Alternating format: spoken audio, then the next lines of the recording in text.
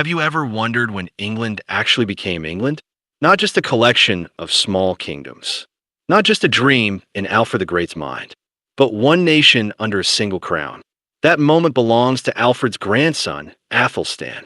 And yet, while Alfred is remembered as the Great, most people today have never even heard of Æthelstan, which is strange because without him, England as we know it might never have existed. This is the story of the first true king of England. The year was 924. Alfred the Great had been gone for decades, and his son Edward the Elder had just died. Edward had fought to defend Wessex and expand Anglo-Saxon control. But now the crown passed to his son, a man raised partly in Mercia, partly in Wessex, Æthelstan.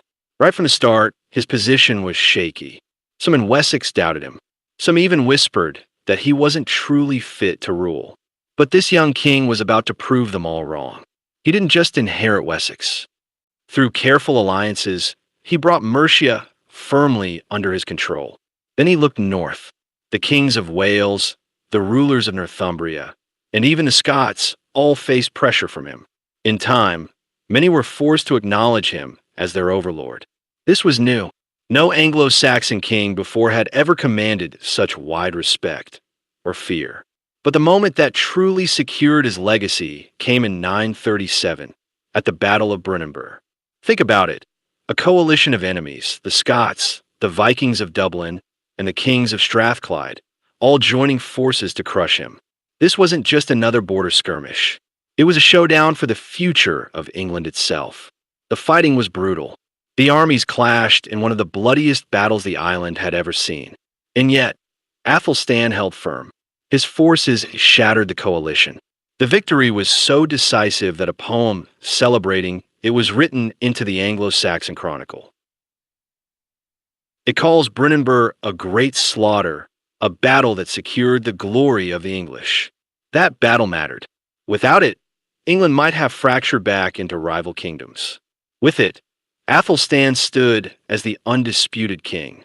In fact, after Brunanburh, foreign rulers, even on the continent, began to recognize him as king of the English.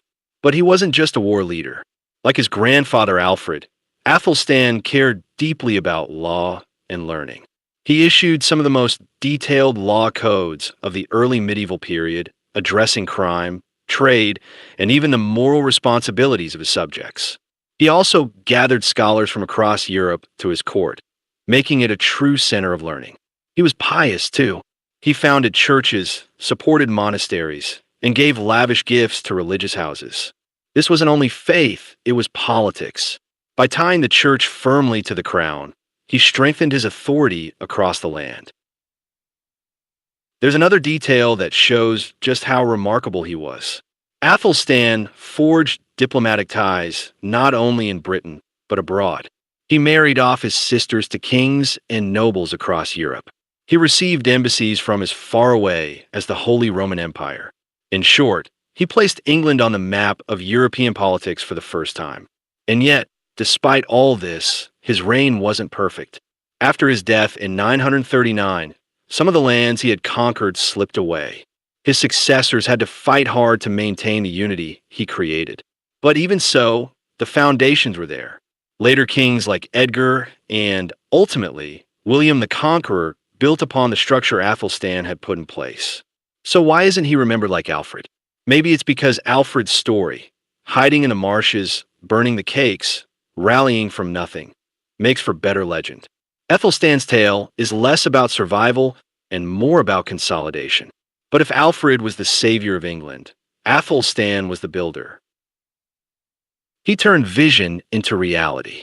He ruled for just 15 years, but in that time he achieved what no one before him had managed.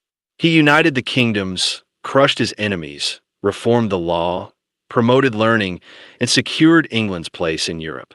When we ask, who was the first king of England? The answer isn't Alfred or even his son Edward. It's Æthelstan, the forgotten king, the one who made England, England. If you found Æthelstan's story as fascinating as I do, make sure to like this video, subscribe, and hit the bell so you won't miss more deep dives into the forgotten figures who shaped history. And I want to hear from you. Which other forgotten kings or queens deserve their moment in the spotlight? Drop your thoughts in the comments below. History isn't just in the past, it's a story we keep alive. And together, we can uncover it.